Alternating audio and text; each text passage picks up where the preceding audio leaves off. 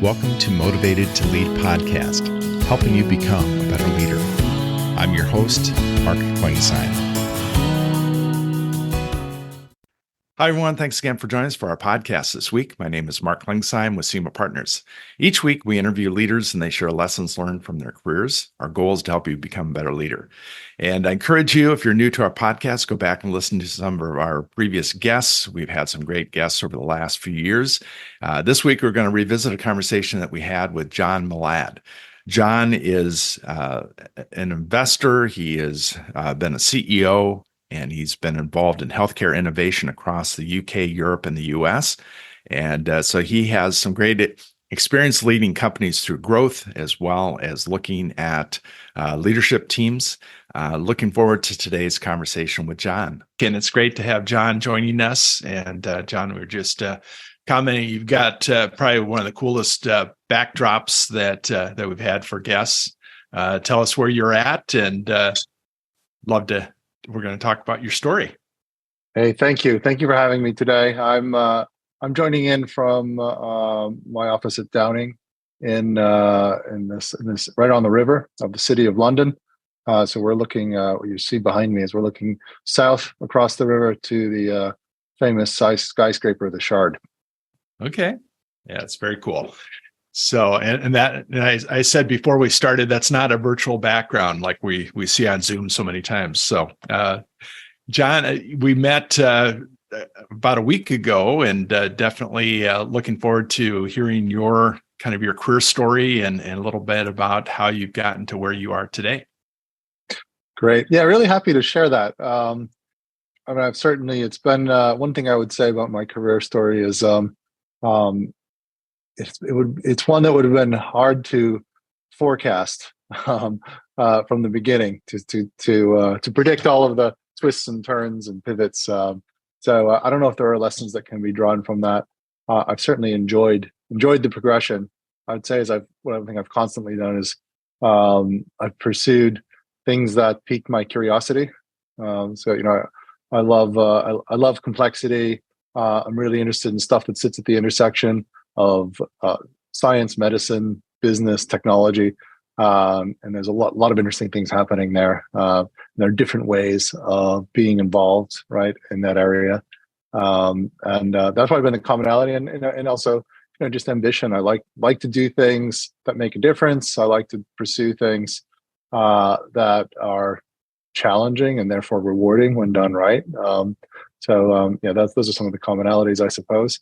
But happy to walk you through more detail. Of course, I just trying to abstract a bit as well. Sure. Yeah, absolutely. Well, when I was introduced to you, they said you were based in London, and when we first met, I expected you to have a little bit different accent than you have. So tell us how you got to London. You've been there a long time, but tell us a little bit of your story of how you got there and just some of the things that you've done. Yeah, my accent really betrays me. I'm originally American. I grew up in New Hampshire. And spent all of my young years there, and then as soon as I left high school, I went to the University of Chicago. So I was keen to explore life in a big city. Having grown up as a country boy, and if you know anything about the University of Chicago, you will have probably heard that it's academically intense, and I was really up for that. And so that was very formative to me in terms of the way I look at the world and some of especially the critical thinking skills, and also the confidence to engage with difficult subject matter where maybe I'm not necessarily the subject matter expert initially, right? From there, I learned about interesting things happening in Wall Street. This was in the 90s, and so I thought it would be fun and interesting to join an investment bank and get involved in the deal making that goes on there. And so I started off my career as a junior investment banker doing that at Lehman Brothers in the 90s, and got wide exposure. Learned how to work really hard. It's probably the most durable lesson I learned. Those classic horror stories of junior bankers in the 90s working 100-hour weeks, that sort of thing was fairly typical. You do learn a lot about yourself and what you're capable of doing when challenged in an environment like that. I've also learned a lot about finance and business and learned about different industry verticals. So that was all really good. But I carried with me also an interest to get on the buy side. I learned through working as a banker in Wall Street that finance has many different flavors and approaches, and as a banker, you're effectively an intermediary, sitting in the middle, trying to convince people to do things. I thought it'd be far more interesting to be an investor who's making decisions around what to do or not to do. And so I moved over to work in a family office in New York that was backed by one of the former senior partners of Goldman's who had cashed out in the IPO, and he had partnered up with a big Texas billionaire, Richard Rainwater. So they were doing all kinds of interesting investments, ranging from venture investments during the first .com boom to leveraged buyouts of public companies, to distressed deals, to creating seeding business ideas. It was a wild west. It was really cool. I certainly learned how to do deal making and how to look at stuff from the perspective of being a principal, ultimately interested in making money, right? And along the way, I was the young guy on the team there, and so they're like, "Hey, you're young. There's this internet thing going on. Why don't you figure it out, and we'll make some investments in that area?" So I also, was involved in some venture investing during the first .com boom, and one of the companies that we backed was ended up becoming WebMD. Okay. So, Sure. I have the pleasure of saying I was involved in one of the first digital health investments. We didn't even call it digital health back then. That wasn't a coherent theme. It was just another .com doing some medical stuff, but that was kind of cool, right? Early on to have been a part of that, and that kind of got me really interested in a specialized focus around healthcare. So since the late 90s, I've always been focused on healthcare innovation, and did that. Finished up my time at Kirkland. It was called Kirkland Investors, and then moved over to the UK. So there was a team in the UK at Nomura, which was running a boutique basically within the larger Japanese banks. It was a specialized team just doing healthcare. And they had two bits. One bit was doing capital markets activities, and the other was doing balance sheet investing. So they had a venture team, and so I went into that mix, and I really learned a lot about how the healthcare industry is structured, the different subsegments, and where innovation comes from. And so, as an officer in the corporate finance team there for 5 years, and kind of got my stripes as a healthcare professional in that. Came out of that and went back to venture at Atlas Venture, which is a big venture fund in the US that you probably heard of. Did that for a bit. And then I started this cycling of, I was asked to drop down into one of the portfolio companies where I became the CFO and helped take that company from Series A to Series B and development stage to commercial stage, and did a lot of cool things there. Came out of that and became a partner in another venture fund called NBGI, where we did medtech investing. And actually, we did a great job of picking some fabulous companies. We just had the misfortune that it was a single LP fund, and our LP ended up blowing up. So that didn't last as an investment platform. But the legacy of the companies we backed was fantastic. Along the way, got to know one of the portfolio companies really well, and I was invited by the board to step in and run that as CEO. So that was Quanta Dialysis Technologies, which is what I was doing for the last 8 years of my life before recently joining Downing. And I could walk you through that was a really exciting journey, but I don't want to speak without coming up for air. So did that for 8 years and then recently joined Downing. So that's the sort of the thumbnail sketch of the stuff I've done. Yeah. Well, it's an interesting kind of journey from kind of the investment side into an operational role and kind of back again. So definitely some great lessons I'm sure you learned along your journey. Give us a little bit, if you were to step back, I like to ask this question, if you were to step back knowing what you know now and talk to a 22-year-old John, what advice would you give him to help him as far as get prepared for his journey? Yeah. So I hate being overly prescriptive. I also realized that, some of the lessons I learned are very specific to my journey. But one of the things I would probably, if I was talking specifically to myself, would be to lean harder into going into an operating company startup role sooner. Mhm. I actually Okay. did receive that advice very early in my career, but I didn't want to hear it, to be honest. And so I resisted. In fact, I had some early opportunities to step into startups, um, and which some of which did quite well. But it might have been an interesting alternative universe had I done that. But I resisted that for a while, and then when I did it, I found it immensely rewarding. I liked the first role of where I was basically the CFO of a biotech company, but actually, when I really stretched myself to do something that was a little bit beyond my comfort zone. So when I was a CEO, Quanta, that is really when I discovered like some pretty profound things about myself that I didn't know. Like the sheer joy of building something, building a company, a product, a team. Also, that I had capabilities outside of just being a technical specialist. Good at finance, investing, and analytics. And I have to say, I felt grateful that I had that chance to do that, because I could also see that it might have been a scenario where I never did that and never realized I had that in me, or that the immense satisfaction that could provide having done it. So I would definitely strongly advise the earlier me and possibly anyone who has an interest, not just in entrepreneurship, but even if ultimately want to go into, say, venture, which is a field that many people find attractive. I strongly encourage getting some experience, time served in a startup, building something. It's fun and gratifying, but also it's really empowering. I think it potentially allows you to be a better venture investor.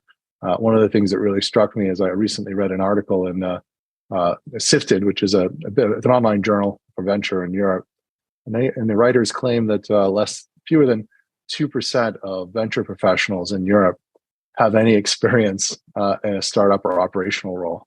And I just find that astounding, given the very nature of what we're backing is companies that are going through this journey, it's really helpful to have the lived experience of what it means to be on that journey. And it is different from looking at it from the outside. And so, I think that is, really useful experience. And I would highly encourage others to take the opportunity to do that. So moving into that first leader, the CEO, the top spot as far as in the company, what do you wish you would have known earlier, as far as you were in a functional role as a CFO and had responsibility, but being kind of the go-to person, or at least, you didn't have anybody else to pass it to, maybe the board, but you still were responsible. What do you wish you would have known earlier as far as in that role? Yeah, I mean, I think, one of the things, there are probably a few things. One is, to find, there's a really interesting balance that needs to be struck to, one, find your confidence to make decisions, right? Because there are always going to be, like, if you're doing something in the life sciences world, right, as we were doing, it requires pulling together a team of subject matter experts, across a range of fields, all of whom are going to, in their area, know more than anyone else in the company, more than the CEO, hopefully. But needing to balance all those perspectives to come up with coherent decisions. So, finding the courage and the voice to make those decisions, and just acknowledge that not everyone's going to always agree and or see things the same way on the one hand, but on the other is also knowing, when to give the space and the time, for other people to lead, and not always feel the need to step in. It's a delicate balance, because there are periods, especially in a startup life cycle, where somebody like a CEO just needs to make some hard decisions. Otherwise, things don't get done that need to get done. On the other hand, you get the best outcomes when you have an empowered team that feels they control their destiny and they're pursuing, they're allowed to self-actualize, right? And so getting that balance right is really hard. And I could think in my own experience where I swung too hard in one direction or the other, and I guess I would maybe want to be more thoughtful about that starting early on, and I would encourage others as well. You don't want to be too passive and just let things happen to you on the one hand, but on the other, you can't let yourself slide into being some type of authoritarian figure who's trying to make all the decisions. And it's a tricky balance and probably needs a lot of thought early on. So in that first year that you were in that role, what were some things that you were doing as far as that you think that helped kind of lay the foundation for your leadership for the rest of the years that you said you were there for about 8 years? Is that right? Yeah. So we took it from when I stepped in, the company was still in its Series A funding round.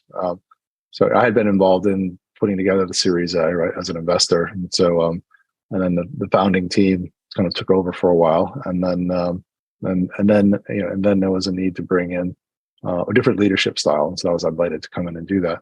And so when I stepped in, it was still under Series A.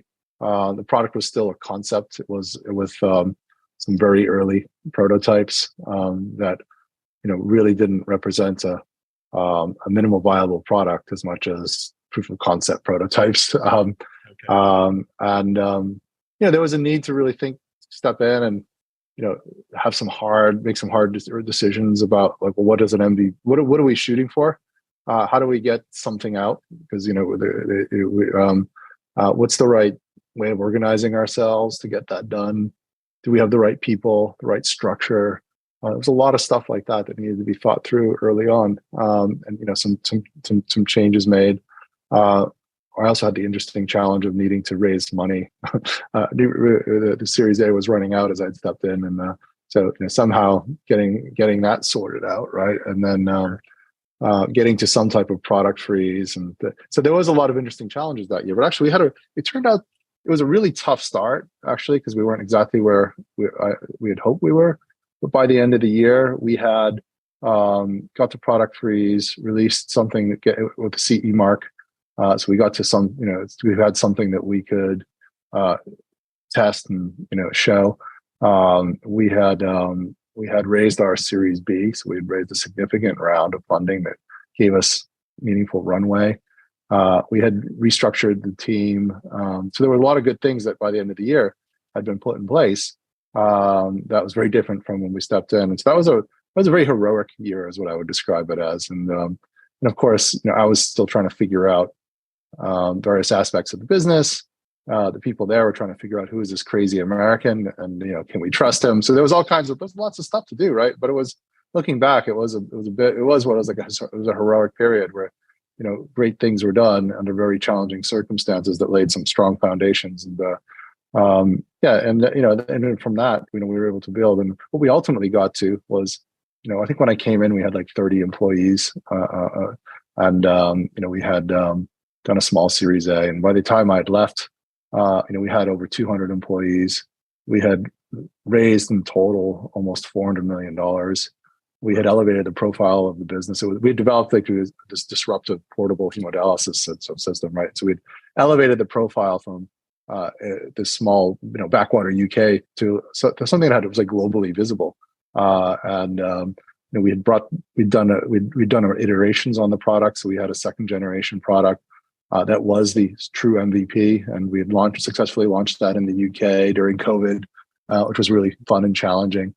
We also got that through the FDA and did a launch in the US and built out a US team from a greenfield. So there's a lot of cool things that happened along the way. And one of the interesting ones was as well that this product we had designed was considered to be so remarkable from an engineering perspective that the Royal Academy of Engineering awarded us the McRoberts Prize, which once a year, one team with one product gets that. It's not just in the medical field; it's in every industry. So, like, previous winners were like the Harrier jump jet, the Raspberry Pi. So this was like some people consider this the Nobel Prize of engineering. So that was quite a feat to have that level of recognition for this product we had created that solved some real problems about shrinking down a big complex dialysis machine into a simple tabletop device, and then so to expand the ability to deliver the therapy, bringing it out to wherever the patients are and making it operable by patients themselves, and home dialysis being a good example of that. So we did some really interesting things there, and I have to say it was a fun journey, and I just love that what we built in terms of the company and the product and the company's visibility and the validation of that through raising the largest funding round ever in our industry. We did $250 million Series D in 2021. So it was just, it was a good journey, I have to say. Exhausting and hard, but very gratifying. So you've worn both hats on looking at investments and looking at a number of different companies and leaders and kind of assessing people from that side. And then you've had the experience of being in a company. What would you say to a CEO? I think that's one of the big things. Somebody going into that position don't realize how much of the job, especially in a startup environment, that you're going to be spending telling the story of the company, what you're doing. What are the mistakes that you see those CEOs making as they're going out to get funds? Yeah, so storytelling is a big part of it. Really being able to connect like a vision of like, because everyone's wherever they are, right? It's early. There's a lot of risk.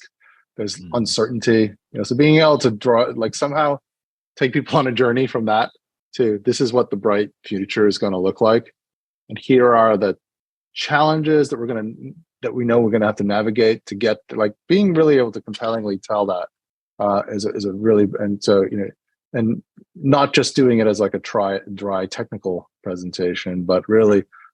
So does that, and that's really important, not just for investors, but also the team. Like you really have to bring along a village to do something hard like that, and getting everybody on board. You have to be able to paint the picture of what you're shooting for and why that's important, but also achievable, as audacious as it might be. So there's a lot of that you have to do, and you can never do too much of it. So I guess everyone kind of knows that. One thing I didn't always appreciate right early on, and I would encourage everyone to, you have to keep repeating it over and over and over. Like, in fact, the more that message is repeated, the more that vision is stated, actually, the more people will buy into it.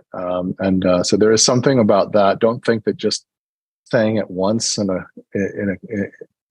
a compelling way is sufficient. The repetition of it is really important. So to the point you're bored of hearing yourself. So that's one of the pieces. Think about things from the perspective of, clearly we want to, most of us do this because we want to make a difference in healthcare or medicine. And so we're thinking about how can we get better outcomes of patients? How can we give them better quality of life? How to satisfy other stakeholders? So we're often thinking about that, but you also need to think about, and those things can be very emotively interesting, but you also need to think through, how is this thing going to make money? Because at the end, if you're trying to raise money from investors, you need to be able to articulate the value story there. Like, okay, so we're going to take this amount of capital and we're going to turn it into, basically you have to do alchemy, right? Your goal as a startup is to be an alchemist, taking, X amount of capital and turning that into a multiple of that. And you need to explain how that's going to happen, like what you're going to do to deliver within the scope of that funding to make that happen. And here's then how that's ultimately there's going to be an exit that pays that back at a nice multiple to the investor. And I'll just say, be able to think through that through. You don't always need to be as explicit as, you're going to get a 10x or whatever story you think you might need. You certainly need to be able to allow the investors to connect the dots to get to an understanding of how that's going to look. They will form their own views on that, and so be a little bit humble. But give them the pieces, the breadcrumbs they can follow to get to that understanding. And if you're thinking about your story that way, I think you're likely to get to a better outcome. So part of being a new leader, a new CEO, is working with the board. What are some things that you would say to somebody that maybe is not, they've had some probably have done presentations for a board, but they've never been the CEO with a board that they're working closely with? What would you tell them? Yeah, I mean, it's an interesting one, right? Like, again, I came at it a bit of a funny way. So I was initially an investor. I'd been on multiple boards before I was a CEO. And probably the more traditional career trajectory is climb your way up the executive ranks, get to be a CEO, and then one day go onto a board. So I kind of did it backwards. So I guess I benefited from having some understanding of what boards needed, right? So the boards need to understand. They want to. One of the things that I always worked hard to do was just to make sure we were giving an accurate and honest accounting of where we are. Because the temptation is, there's always a temptation to sugarcoat things, to tell the positive story, keep the board sweet. But the reality is what the reality is, and you can, you're better able to cope with reality if you have an accurate and honest understanding of it, and your discussions are informed by that. So I certainly encourage teams to always strive to just accurately to have a cold hard look at where they really are, and to as best as possible accurately explain that to boards.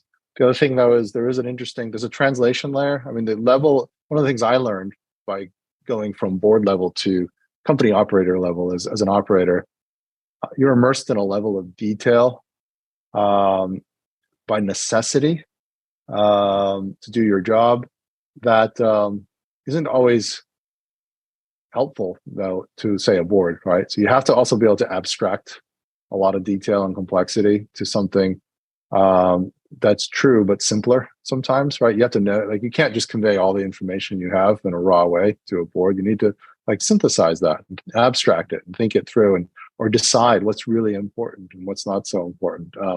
So there is a translation layer, because if you just think about it, you may have 3 or 4 hours with your board, once a month, once a quarter, whatever that is. As an exec team, you're wrestling with the subject matter, 10, 12, 14 hours a day. And there's a lot of you just have more bandwidth to do that, to deal with that. And you can't just regurgitate all that back onto the board. You're not really doing your job, in my view. You need to be able to simplify, triage, abstract that to something that's more manageable. Yeah, great advice. Is there books that you recommend to other leaders that you think they should put on their list of things to read? Good question. I'm actually quite I'm a broad reader right now, and so I'll just give you an example of maybe some things I'm reading right now that I find useful. So one of the books I've recently picked up is called The Power Law by a British writer, Sebastian Mallaby, which is looking at the history of the venture capital industry, which by necessity then is also looking at the startups and companies that have been codependent on the venture capital industry. And so I would actually highly recommend that to anyone who's either interested in startup entrepreneurship or venture capital as a profession, because it provides a lot of deep insight into where we've come from, why things are the way they are, some of the tensions that have been interesting to see, like some of the themes and tensions that we deal with, that I'm now dealing with at Downing as a venture investor. They've just been around for decades. And some of the debates, there are also philosophical debates about, things like whether it's better to be a deep specialist with, a thematic view of the universe, or to be more generalist and opportunistic. Like, these debates have been going on forever, but it's interesting to see how other people have solved them. So if you're involved in the industry, it's, instead of having to reinvent or rediscover everything from first principles, really interesting to see how the industry has evolved, in response to these opportunities and challenges. I've really enjoyed the book. It's written in just a very accessible way as well. So that's one book that I would highly recommend. The other book that I'm working through right now is called The Nature of Technology, and it's written by W. Brian Arthur. And what he's really interested in is actually having a very, very well defined explanation, actually, of what exactly is technology, which is kind of a word we throw around, but probably very loosely, and not really sure what we always mean by that. Like, and its close cousin then, innovation, and what is the interplay of that with science and our understanding of how phenomenon in the universe, right? And therefore technology's ability to harness these phenomenon, and how technology advances and develops and evolves. And it almost reminds me a little bit of the idea as well of the paradigm shift, where sometimes a certain technological field or branch gets exhausted, and actually only once, for example, there's a new scientific insight that allows for a different principle to be harnessed, then does technology go off in another direction, right? So you can think of like 19th century steam technology was developed, right? Steam powered technologies. And that got to a certain place, and there was sort of a certain solution set that's defined around that and technology types.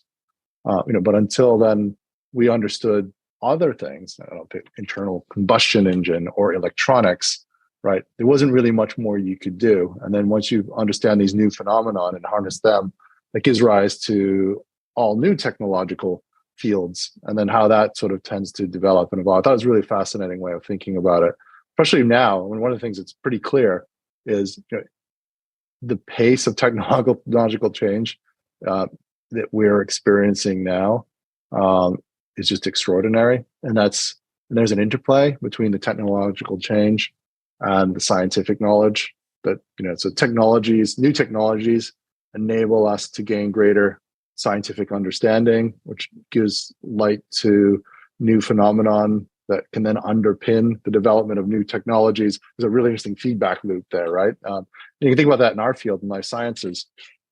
We really didn't. We had like a basic idea of how genes worked 30 years ago, right? But until we did the Human Genome Project, we didn't really know like what was going on, like even how many genes there were or what a gene really looked like. And then we were surprised to find far fewer genes than we thought we would have, because there are far more proteins and other things going on. And then we had to like work out, well, actually, genes can be like, RNA is doing something really interesting, and then genes can be read and written in different ways. And there's this other stuff.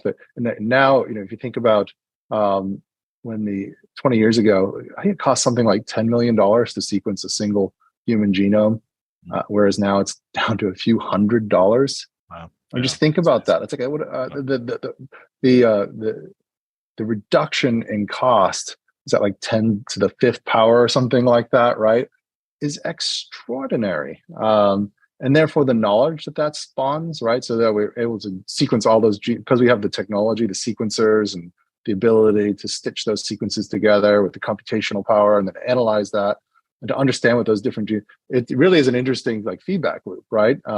Which then gives rise to a hunger for even more sequencing capability to screen more people. And as we do that, we get a greater understanding of the diversity of the human genome. And then we have a better ability to like understand the differences and how really, especially around multifactorial stuff, which is really hard to understand. It's a really interesting just thing in our own field in life sciences in the last 20 years, how technology changes have given rise to profound scientific insights, which have then fueled a greater hunger for more technology changes. It's just incredible to think of what's happened in 20 years. So those sorts of things. And that's kind of what some of the, just trying to abstract that into basic dynamics is what this book was trying to understand, which I found really interesting as somebody who's investing in innovation at the intersection of medicine and science and engineering. Both books that we haven't heard before, so we'll put that on definitely our list for our listeners. What are some things that you do outside of work to recharge? Good question. Well,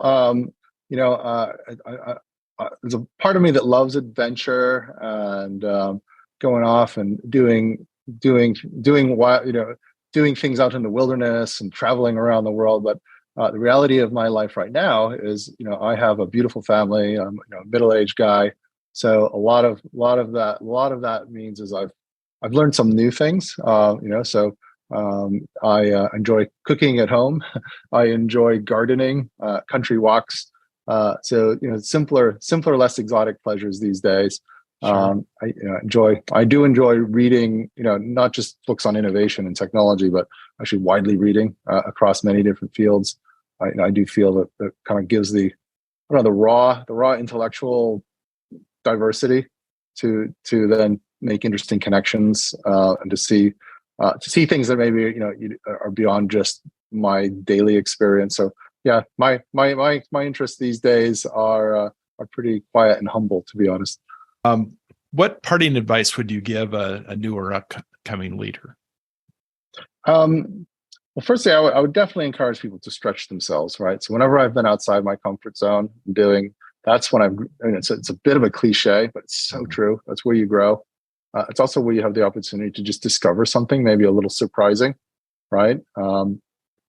So would encourage that. It certainly is clear to me that I think sometimes we're not great at really understanding risk. So there's often a perception that doing startup, for example, is a risky thing, where it's maybe somehow the safe bet to stay in a big company. And I wonder sometimes if people are maybe not fully measuring or understanding the risks. I mean, I've seen as many people made redundant, in very predictable ways at big companies, as I've seen people lose jobs from startups. I think sometimes there's a misunderstanding of the true risk because people make risk-based adjustments and decisions in isolation, right? So they think, startups are risky because they can fail, or they go from feast to famine, which is true, by the way, right? But then they don't appreciate that the baseline risk that they have in their life is not zero. And so, they think it is, right? And so then maybe decisions get made based on a faulty assessment of relative risk. So that's one thing I would just say is, maybe sometimes make sure you're taking a really honest view of stuff, and don't take false comfort in some narrative where you think your current circumstances are giving you like a zero risk situation, and therefore anything else is unacceptably risky. Oh, great thoughts. Definitely appreciate you taking some time out of your day to talk to us. I know this can be helpful for those listening, and wish you continued success. Thanks for having me. It's been a lot of fun. Thank you for listening to the Motivated to Lead podcast. Please subscribe on iTunes. You can also see a video version of this interview at motivatedtolead.com. This podcast is brought to you by Symetis Partners, helping you find your next great leader.